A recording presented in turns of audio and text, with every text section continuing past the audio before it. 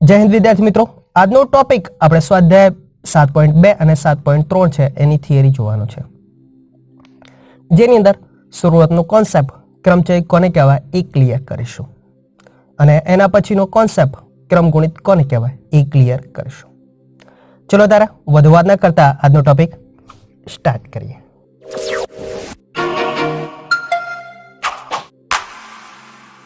નમસ્કાર વિદ્યાર્થી મિત્રો, હું પોતે વીપી લોહાર, બી સાણાબાઈ મહેસાણામાં આપ સૌનું હાર્દિક સ્વાગત છે. અને આજનો ટોપિક સ્વાધ્યાય 7.2 છે અને સ્વાધ્યાય 7.3 છે એની થિયરી. ચલો જોઈ લઈએ. ક્રમચય સંચયનો પહેલો ટોપિક આપણે ગણતરીનો મૂળભૂત સિદ્ધાંત એ આગળના સ્વાધ્યાયની અંદર ક્લિયર કરી દીધો. હવે જે આગળના સ્વાધ્યાયની અંદર આપણે ગણતરીનો મૂળભૂત સિદ્ધાંત છે ક્લિયર કર્યો, એની અંદર ખાસ તમે નોંધ કરી હશે કે જે આપણને અમુક વસ્તુ આપેલી હોય એ અમુક વસ્તુઓને અમુક સ્થાનમાં ગોઠવણીનો પ્રકાર આપણે શું કરતા હતા, દરેક સ્થાન ભરવાનો પ્રકાર અલગ અલગ ક્રિયા કરીને વિચારતા હતા. જેમ કે પહેલું સ્થાન મારે ભરવું છે તો એનો ક્રિયાનો પ્રકાર, બીજું સ્થાન ભરવું છે એનો ક્રિયાનો પ્રકાર, ત્રીજું સ્થાન ભરવું છે એનો ક્રિયાનો પ્રકાર, અને પછી બધી જ ક્રિયાઓ થાય એનો શું કરતા હતા, ગુણાકાર કરતા હતા, જેને ગણતરીનો મૂળભૂત સિદ્ધાંત ગુણાકારનો કહેતા હતા. અહીંયા આપણે જે જુદી જુદી ક્રિયાઓ વિચારતા હતા, પહેલું સ્થાન ભરવાનું, બીજું સ્થાન, ત્રીજું સ્થાન, એવું ન કરતા આપણે કુલ ક્રિયાઓ છે માત્ર એક જ સંકેત દ્વારા દર્શાવીને સીધો જ ગુણાકાર કરી દેવાનો. એ સંકેત આપણે ક્રમચય દ્વારા મેળવીશું. ક્રમચય એટલે શું? તો ક્રમચયની વ્યાખ્યા પહેલા આપણે નક્કી કરીએ કે આપેલ n ભિન્ન વસ્તુઓ છે, એ n ભિન્ન વસ્તુઓમાંથી અમુક અથવા બધી જ વસ્તુઓની એક ચોક્કસ ગોઠવણી દર્શાવે, જેને ક્રમચય કહેવાય. ટૂંકમાં સાદી ભાષામાં કહીએ તો n ભિન્ન વસ્તુઓ છે એમાંથી અમુક અથવા બધી જ વસ્તુઓને આપણે ખાલી સ્થાન જેટલા આપેલા હોય એ ખાલી સ્થાનમાં ચોક્કસ ગોઠવણી કરવામાં આવે તો એને ક્રમચય કહેવાય. ખાસ ધ્યાન રાખવાનું, ક્રમચયનો અર્થ કે ક્રમનું મહત્વ દર્શાવે છે. જે આપણે વસ્તુની ગોઠવણી કરીશું એની અંદર શું દર્શાવે છે, ક્રમનું મહત્વ દર્શાવે છે. પહેલી વસ્તુ ગોઠવ્યા બાદ ડાયરેક્ટ પાંચમી વસ્તુ, ત્રીજી વસ્તુ, બીજી વસ્તુ એવી રીતે ના ગોઠવી શકાય. ક્રમાનુસાર ગોઠવણી આપણે જરૂરી છે. પાકા પાકા. તો ખાસ નોંધ કઈ, ક્રમચય એટલે જે ભિન્ન વસ્તુ આપી હોય એની ગોઠવણીનો પ્રકાર. પક્કા? ડન. હવે એનો સંકેત આપણે ક્રિએટ કરવાનો છે તો કેવી રીતે? તો આપણે સ્વીકારી લઈએ, ધારો કે n ભિન્ન વસ્તુઓ આપણી પાસે છે અને એમાંથી r ખાલી સ્થાન છે એ આપણે ભરવા છે, તો એની અંદર ગોઠવણી કરતા મળતા કુલ ક્રમચયો કોને કહેવાય? તો n માંથી r ના ક્રમચયો કહેવાય. એનો અર્થ કે n ભિન્ન વસ્તુઓને આ સ્થાનમાં ગોઠવણીનો પ્રકાર એટલા ક્રમચયો મળે.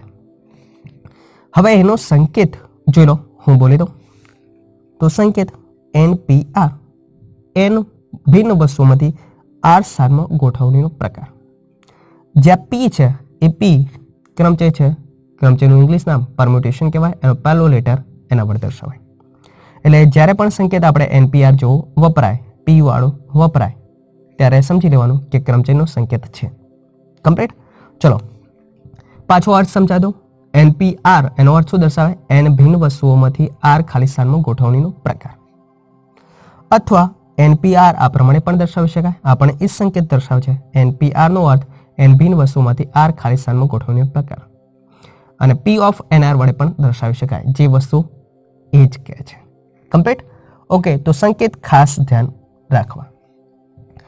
હવે ગણતરીનો મૂળભૂત સિદ્ધાંત છે એ કોન્સેપ્ટ શીખ્યા, એની અંદર શું કરતા હતા, બધી જ ક્રિયાઓનો ગુણાકાર. જે n વસ્તુ આપી હોય તો આ સ્થાનમાં ગોઠવણીનો પ્રકાર, તો દરેક પદોનો ગુણાકાર કરતા હતા. બસ અહીંયા એ જ વસ્તુનો આપણે ઉપયોગ કરવાનો છે કે n ભિન્ન વસ્તુઓમાંથી આ સ્થાનમાં ગોઠવણીનો પ્રકાર, તો બધી જ ક્રિયાઓનો ગુણાકાર દર્શાવી દો. આપણો જવાબ કમ્પ્લીટ ડાયરેક્ટ સંકેત દ્વારા. ચલો આ નો ઉપયોગ કરી દઈએ. ધારો કે આપણી પાસે n ભિન્ન વસ્તુઓ છે અને આ r ખાલી સ્થાન છે એમાં ગોઠવણી કરવી છે. તો જે ક્રિયા આપણે ગણતરીના મૂળભૂત સિદ્ધાંતમાં ઉપયોગ કરી એ જ અહીંયા પહેલા ઉપયોગ કરવી પડશે. પહેલું સ્થાન મારે ભરવું છે તો આપણી પાસે વસ્તુઓ કેટલી છે n, એ પણ કેવી છે ભિન્ન. તો n ભિન્ન વસ્તુઓને પહેલા સ્થાનમાં ગોઠવણી કરવાનો પ્રકાર કેટલો થાય? તો યસ, આપણે જાણીએ મુજબ n પ્રકારે કરી શકાય. તો પહેલી ક્રિયા કરવાનો પ્રકાર કેટલો થાય? n થાય. હવે મારે બીજું સ્થાન ભરવું છે. ધારો કે મેં એક વસ્તુ અહીંયા મૂકી દીધી છે તો હવે મારી પાસે કેટલી વસ્તુઓ વધી? n-1 વસ્તુઓ વધી. તો બીજા સ્થાનમાં ક્રિયા કરવાનો પ્રકાર કેટલો થશે? તો n-1 થશે. હવે મારે ત્રીજું સ્થાન ભરવું છે. અહીંયા એક વસ્તુ મૂકી દીધી તો હવે મારી પાસે વસ્તુઓ કેટલી વધી? n-2 વસ્તુઓ વધી. તો એનો ગોઠવણીનો પ્રકાર n-2, ક્રિયા કરવાનો પ્રકાર n-2 થાય. પરંતુ આપણી પાસે કેટલા સ્થાન છે? 8 સ્થાન છે. તો આ સ્થાનમાં ગોઠવણીનો પ્રકાર, તો હવે આપણે ભરાઈ ગયા. તો એ ભરાવું ના હોય, ચલો વ્યાપક પદનો સંકેત મારે દર્શાવવો હોય તો કેવી રીતે દર્શાવાય? ચલો કોન્સેપ્ટ અપ ટુ ડેટ અહીંયા ક્લિયર કરાવી દો. અહીંયા પહેલું સ્થાન છે. પહેલું સ્થાન છે તો n માંથી કઈ બાદ ના કર્યા તો કેટલા થયા? 0 તો બાદ થાય. યસ. તો પહેલું સ્થાન છે તો કેટલા બાદ કર્યા? 0 બાદ કર્યા. બીજું સ્થાન છે તો કેટલા બાદ કર્યા? 1 બાદ કર્યા. કોન્સેપ્ટ થોડો ક્લિયર થશે. તો અહીંયા બીજું સ્થાન હોય તો 1 બાદ કરવાનો. ત્રીજું સ્થાન હોય તો કેટલા બાદ કર્યા? 2 બાદ કર્યા. તો 8મું સ્થાન હોય તો શું કરવાનું? તો n માંથી કેટલા બાદ કરવાના? r-1 બાદ કરવાના. એનો અર્થ એવો દર્શાવે છે કે r-1 સ્થાન ઓલરેડી આપણે ભરી દીધા છે. કોન્સેપ્ટ આવું કહેવા માંગે છે.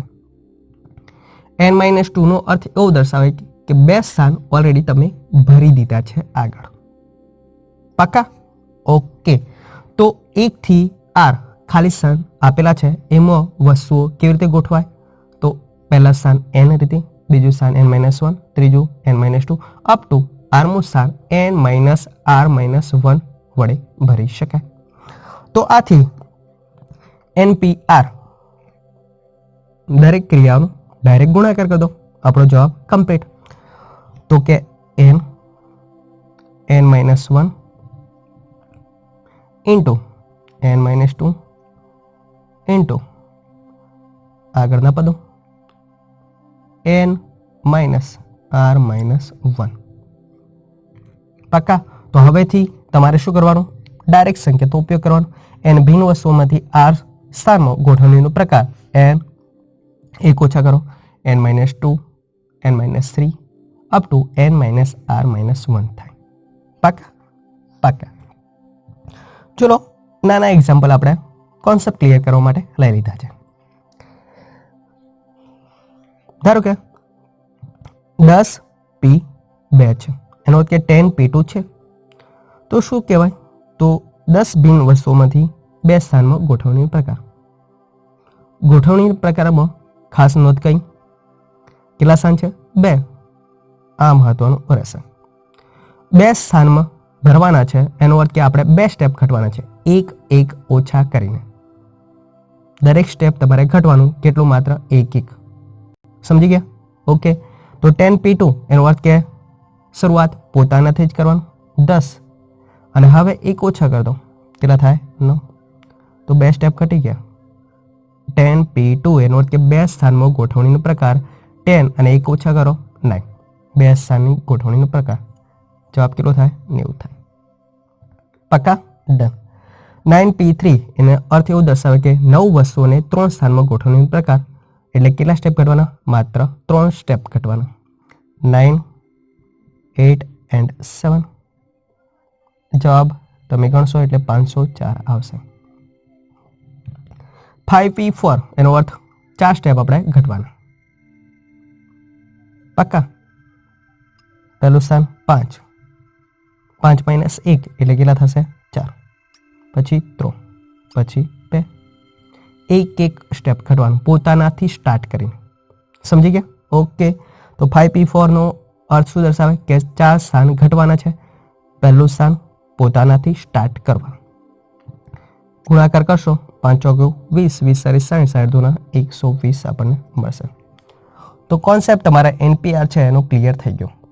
ઓકે, સ્થાન કયા છે એટલા સ્ટેપ ઘટવાના, એક એક ઘટાડો. Done done. ચલો વ્યવહારિક કુટ પ્રશ્નો. હવે ક્રમચય છે એના વિશે થોડી નોંધ રાખવાની કે ક્રમચય છે બને ત્યાં સુધી ક્યાં આગળ વાપરવું. તો ખાસ ધ્યાનમાં રાખવાનું, એક્ઝામ્પલની અંદર ગોઠવણી શબ્દ વપરાય તો ક્રમચયનો ઉપયોગ કરવાનો, NPR નો ઉપયોગ કરવાનો.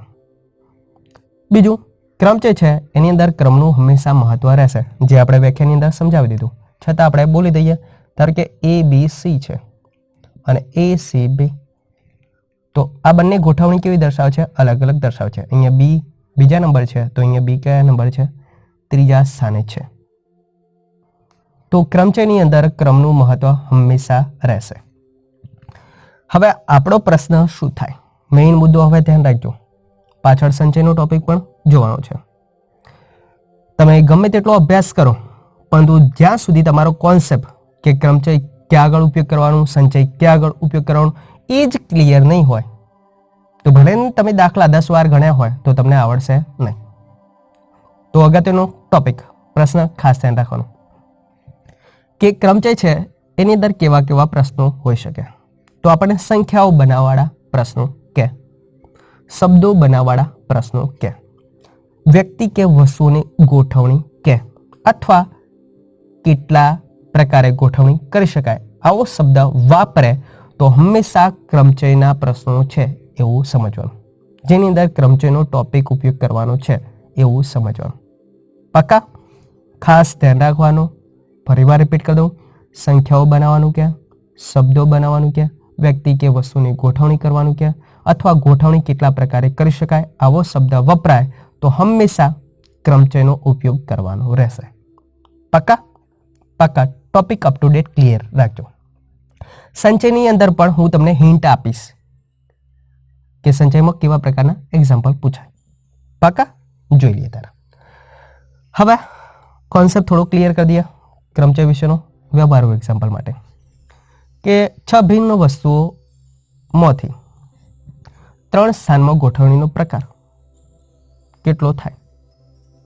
અથવા બીજો શબ્દ કયો વાપરી શકે કે 6 ભિન્ન વસ્તુઓમાંથી 3 સ્થાનમાં ગોઠવણીના ક્રમચયો કેટલા થાય?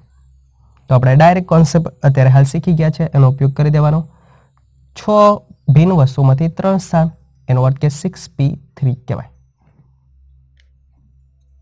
6p3 નો અર્થ હવે તમને ખબર છે કે માત્ર કેટલા સ્થાન ઘટવાના? 3 સ્થાન પોતાનાથી.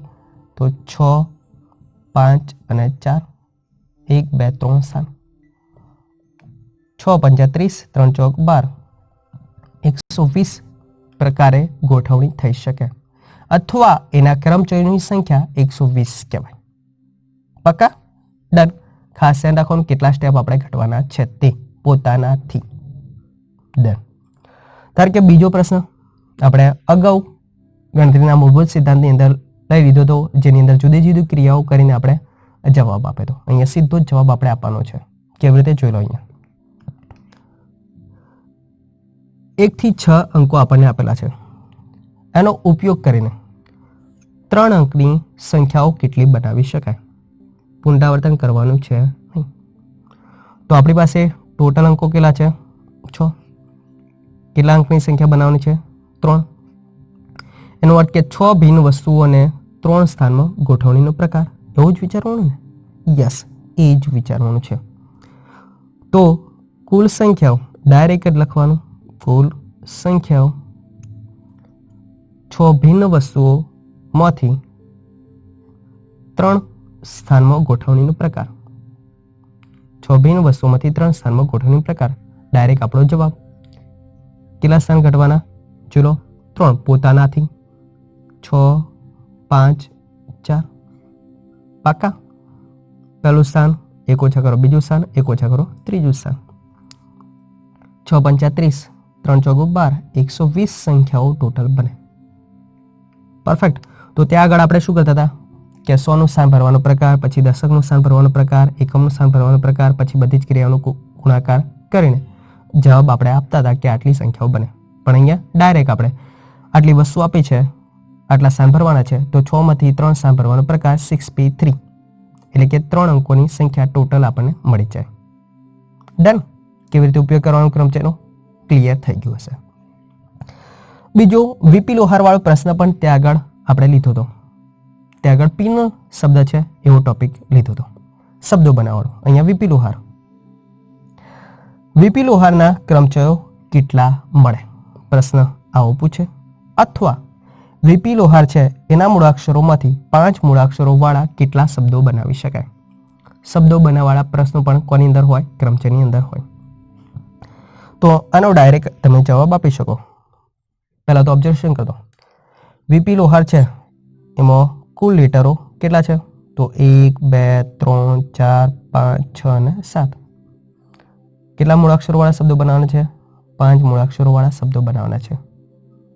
તો એનો અર્થ કે 7 મૂળાક્ષરોમાંથી 5 મૂળાક્ષરો વાળા શબ્દો. એનો અર્થ કે 7 માંથી કેટલા સ્થાન ભરવાના? માત્ર 5 જ. તો આથી કુલ શબ્દો, સીધો જવાબ આપણો 7 માંથી 5 સ્થાન ભરવાનો પ્રકાર. પાકા? ઓકે, બરાબર કરીને જવાબ આપી દો. કેટલા સ્ટેપ ઘટવાના? 5 સ્ટેપ પોતાનાથી. 1 2 3 4 અને 5. ચલો 7 6 5 4 અને 3. આ ક્રમાનુસાર ઘટાડો ભૂલવાનો નહીં. એક સ્ટેપ જો કટ થઈ ગયું તો ભૂલો થશે. હવે અહીંયા તમે ગુણાકાર કરીને જે મળે તમારો જવાબ. જે આ વીપી લોહાર છે એના કુલ લેટરો ઉપયોગ કરીને 5 લેટરોવાળા શબ્દો બને. પાકા? પાકા. તો કોન્સેપ્ટ તમારા ક્રમચય છે એનો ક્લિયર કટ થઈ ગયો હશે. હવે જોઈએ ક્રમગુણિતનો કોન્સેપ્ટ. હવે કોન્સેપ્ટ આપણે ફેક્ટોરિયલ છે એનો જોવાનો છે, જેને ગુજરાતી ભાષામાં આપણે શું કહીશું? ક્રમગુણિત. મોસ્ટલી આપણે ફેક્ટોરિયલ શબ્દ છે એવો જ બોલીશું. ક્રમગુણિત તો ખાસ કરીને આપણે બોલીશું નહીં જ, પણ ધ્યાન રાખવાનું. ક્રમગુણિત કોને કહેવાય? તો કે પ્રથમ n પ્રાકૃતિક સંખ્યાઓના ગુણાકારને n નો ક્રમગુણિત કહેવાય. ફરીવાર બોલ દઉં. પ્રથમ n પ્રાકૃતિક સંખ્યાઓનો જે ગુણાકાર લો તમે, એને શું કહેવાય? n ક્રમગુણિત કહેવાય. એનો સંકેત કયો? પહેલો એ નોંધ કરી દઈએ, પછી આનું ગુજરાતી છે ગાણિતિક સ્વરૂપ દર્શાવી દઈએ.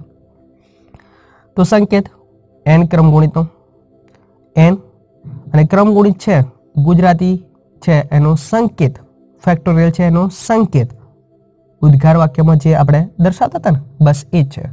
તો આ પ્રમાણે દર્શાવેલું હોય તો એને વંચાય કેવી રીતે? n ફેક્ટોરિયલ વડે વંચાય. શું વંચાય? n ફેક્ટોરિયલ વડે વંચાય. અથવા આ સંકેત પણ વપરાય છે. અહીંયા જોલો ચેર દેખા છે, ચેર જેવું. ચેર n એવું ના બોલતા આપણે શું વાંચીશું? અને ફેક્ટોરિયલ વાંચીશું. ફેક્ટોરિયલ n વાંચી શકાય. અથવા ક્રમચય પ્રમાણે પણ વાંચી શકો છો. npn, એને પણ શું કહેવાય? n ભિન્ન વસ્તુઓમાંથી n સ્થાનમાં ગોઠવણી પ્રકાર, એટલે n ફેક્ટોરિયલ કહેવાય. Okay okay, done. હવે n ફેક્ટોરિયલ શું દર્શાવે છે જોઈ લો. જે ગુજરાતી લખ્યું હતું તે જ ગાણિતિક સ્વરૂપ. n ફેક્ટોરિયલ એનો અર્થ 1 થી n પદોનો ગુણાકાર. 1 2 3 4 5 up to n-1 into n સંખ્યાઓનો ગુણાકાર કહેવાય. ધારો કે હું 10 ફેક્ટોરિયલ બોલ્યો હોત તો 1 થી 10 સંખ્યાઓનો ગુણાકાર 1 2 3 4 5 6 7 8 9 10. ધારો કે હું 4 ફેક્ટોરિયલ બોલ્યો હોત તો 1 થી 4 સંખ્યાનો ગુણાકાર 1 2 3 4 સંખ્યાનો ગુણાકાર કરવાનો. પાકા? તો કોન્સેપ્ટ તમારો ફેક્ટોરિયલ વિશેનો ક્લિયર થઈ ગયો હશે. હવે બેઝિક જે જરૂરી છે ફેક્ટોરિયલની કિંમતો એ આપણે જોઈ લઈએ. અહીંયા એક ફેક્ટોરિયલનો અર્થ માત્ર એક જ સંખ્યાનો ગુણાકાર, પોતે કેટલા? 1 કહેવાય. 2 ફેક્ટોરિયલનો અર્થ એની કિંમત કેટલી થાય? તો આપણે રકમો છે, એક્ઝામ્પલ છે, એની અંદર ઉપયોગ કરવાનો રહેશે, એટલા માટે આપણે અહીંયા કિંમતો શોધી દઈએ છીએ. 2 ફેક્ટોરિયલ એનો અર્થ કે 1 થી 2 પદોનો ગુણાકાર, તો 1 ગુણ્યા 2 બરાબર જવાબ કેટલો કહેવાય? 2 કહેવાય. 3 ફેક્ટોરિયલ એનો અર્થ કે 1 થી 3 સંખ્યાનો ગુણાકાર, 1 ગુણ્યા 2 ગુણ્યા 3, 3 દુ 6, 6 એકા 6. તો 3 ફેક્ટોરિયલની કિંમત કેટલી યાદ રાખવાની? તમારે 6 યાદ રાખવાની. 4 ફેક્ટોરિયલ એનો અર્થ 1 થી 4 સંખ્યાનો ગુણાકાર, 1, 2, 3 અને 4. 4 ફેક્ટોરિયલની કિંમત 4 તારી 12, 12 દુના 24, તો 24 યાદ રાખવાની. 4 ફેક્ટોરિયલની કિંમત 24. 5 ફેક્ટોરિયલ એનો અર્થ કે 1 થી 5 સંખ્યાનો ગુણાકાર, 1, 2, 3, 4 અને 5.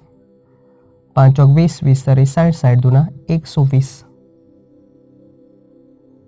તો 5 ફેક્ટોરિયલની કિંમત 120 તમારે યાદ રાખવાની. 6 ફેક્ટોરિયલ, હવે કોન્સેપ્ટ તમારો ક્લિયર છે. કેટલો થશે?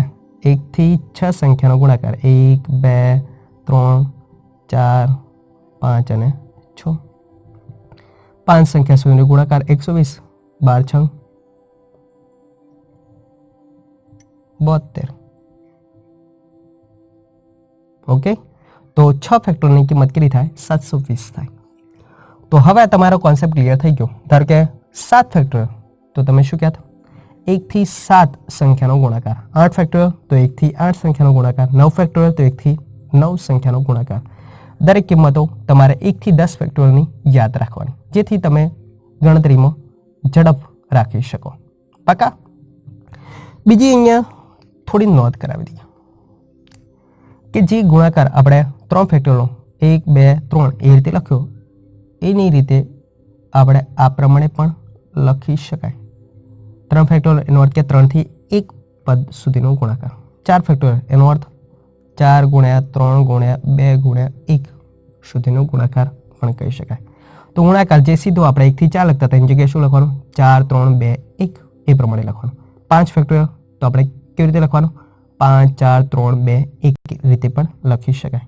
અને એવી રીતે જ બને ત્યાં સુધી આપણે ઉપયોગ કરીશું. બરાબર?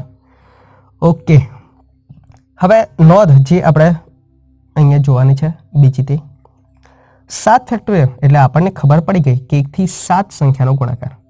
7 ફેક્ટોરિયલ એનો અર્થ કે 7 ગુણ્યા 6 ગુણ્યા 5 ગુણ્યા 4 ગુણ્યા 3 ગુણ્યા 2 ગુણ્યા 1 લખી શકાય. અને બીજી રીતે લખવું હોય તો આપણે જાણીએ આ સંખ્યાઓ કઈ છે? 1 થી 6. 1 થી 6 સંખ્યાનો ગુણાકાર એટલે પોતે શું કહેવાય? 6 ફેક્ટોરિયલ. તો 7 ફેક્ટોરિયલને તમે શું દર્શાવી શકો? 7 ગુણ્યા 6 ફેક્ટોરિયલ પણ દર્શાવી શકો. એટલે કે મોટા ફેક્ટોરિયલને તમે નાના ફેક્ટોરિયલમાં પણ ફેરવી શકો છો, ક્રમિક પદ 1 ઘટાડીને. પાક્કા? 7 ગુણ્યા 6 ફેક્ટોરિયલ લખી શકાય, અથવા હજી પણ દર્શાવવા તો આને 7 ગુણ્યા 6 ફેક્ટોરિયલથી નાના ગુણ્યા 5 ફેક્ટોરિયલ પણ લખી શકાય. તમે જાણો આ 6 સંખ્યાઓ છે, એની જગ્યાએ 7 અને 6 દર્શાવો તો 1 થી 5 પદોનો ગુણાકાર કહેવાય. 1 થી 5 પદોનો ગુણાકાર એટલે શું કહેવાય? 5 ફેક્ટોરિયલ.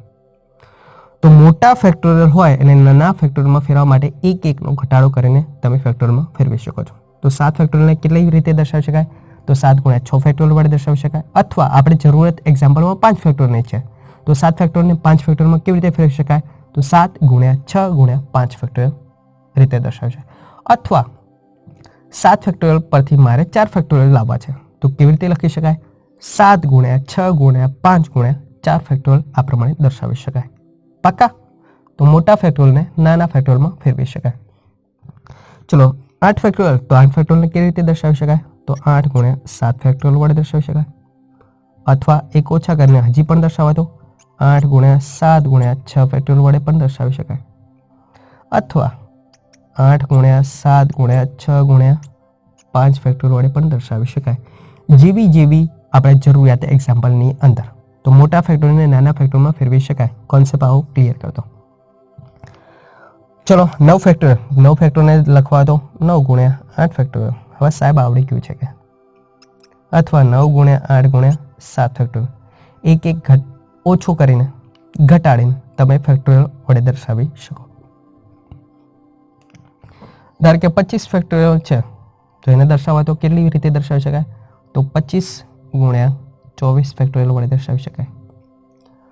અથવા 25 ગુણ્યા 24 ગુણ્યા 23 ફેક્ટોરિયલ વડે પણ દર્શાવી શકાય. તો મોટી સંખ્યાવાળા ફેક્ટોરિયલ આપ્યા હોય તો એને નાની સંખ્યાવાળા ફેક્ટોરિયલમાં ફેરવી શકાય.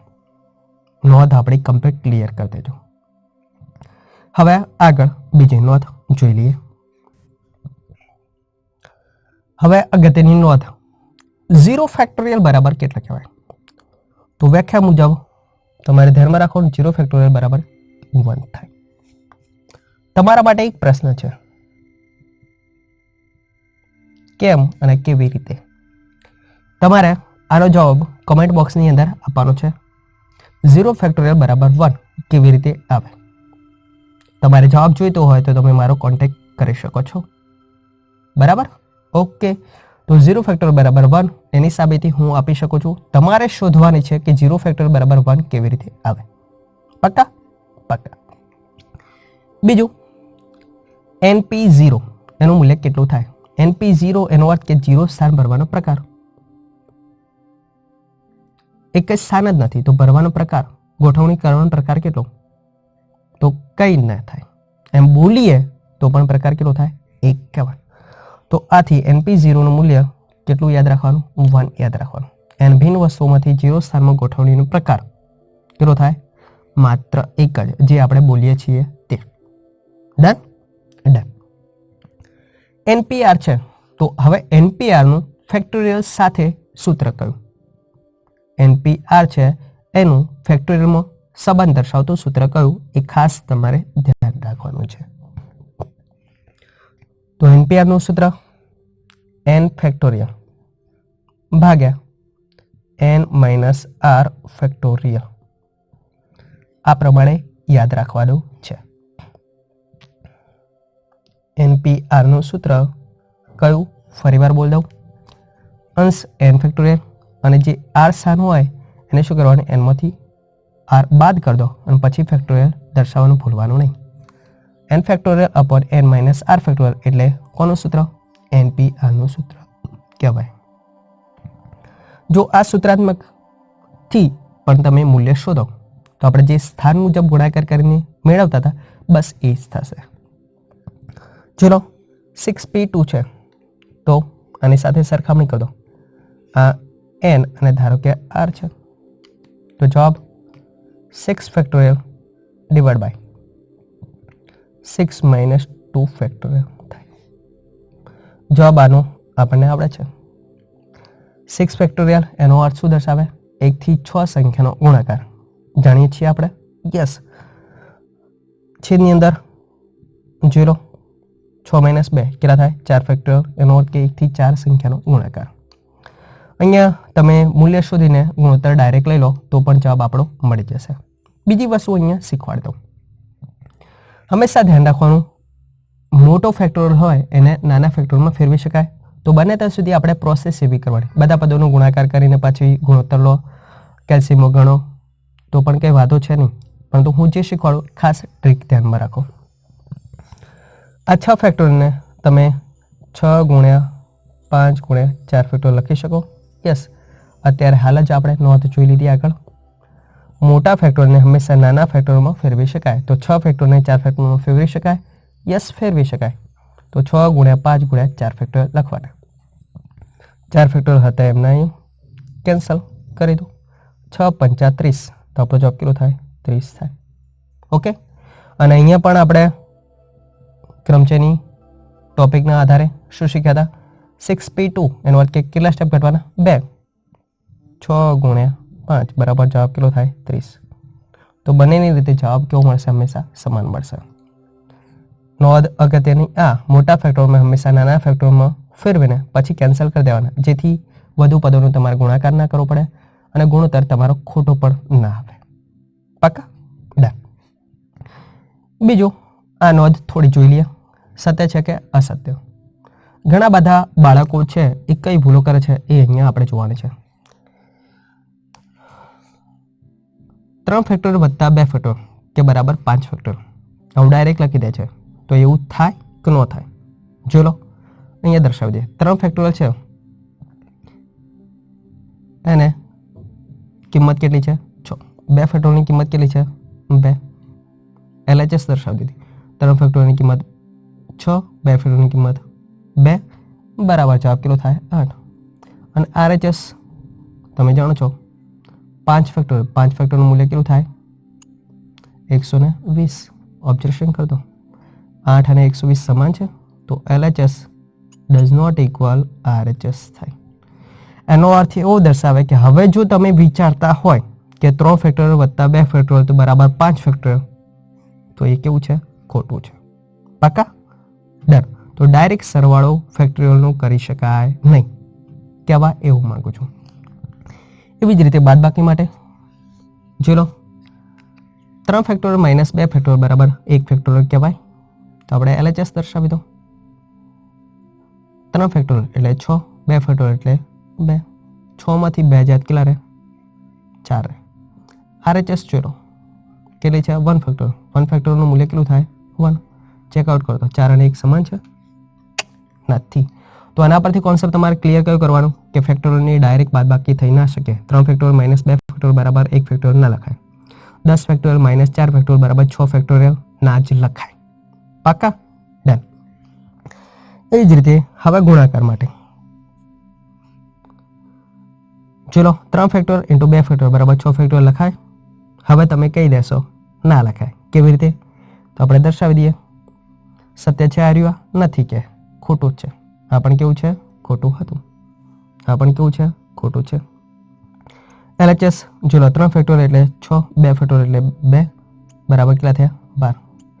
અને RHS 6 ફેક્ટોરિયલ. 6 ફેક્ટોરિયલની કિંમત આપણે કેટલી શીખ્યા? 720. 12 અને 720 સમાન કહેવાય? ના કહેવાય. તો ફેક્ટોરિયલનો ડાયરેક્ટ ગુણાકાર પણ થઈ શકે નહીં. ડન. હવે ભાગાકારવાળો ટોપિક જોઈ લઈએ. 6 ફેક્ટોરિયલ ભાગ્યા 3 ફેક્ટોરિયલ બરાબર 2 ફેક્ટોરિયલ કહેવાય? તમે કહેશો ના.